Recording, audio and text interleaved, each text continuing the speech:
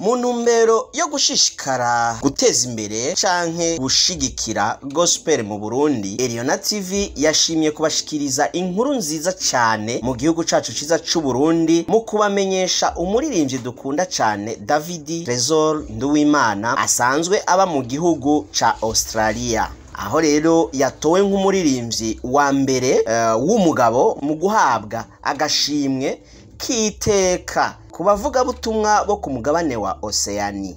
Ivyo birori rero bikazoba igenekerezo rya 18 ukwezi kwa gatandatu muri uyu mwaka twaraye dutanguye wa 2023.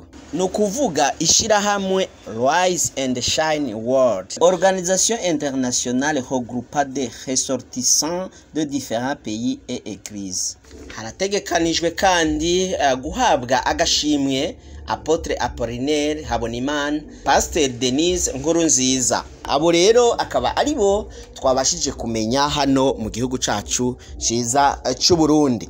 David rero muramuzi cyane ku ndirimbo yiwe aherutse gusohora yamenyekane cyane kandi yanakunzwe cyane yitwa Umuco. Niteka rero rikomeye cyane ku gihugu cacu ciza c'u Burundi, eka mbere tutibagiye no kubakunzi ba gospel mu Burundi.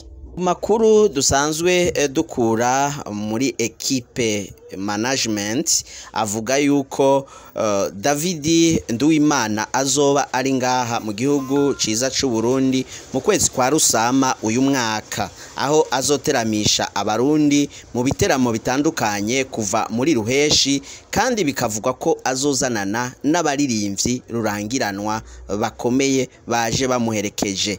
Nakanyamuneza kenshi rero ko kwakira abo baririmbyi. Imana rero ishimwe kandi ihezagire aba bakunzi bacu, aba bavukanye.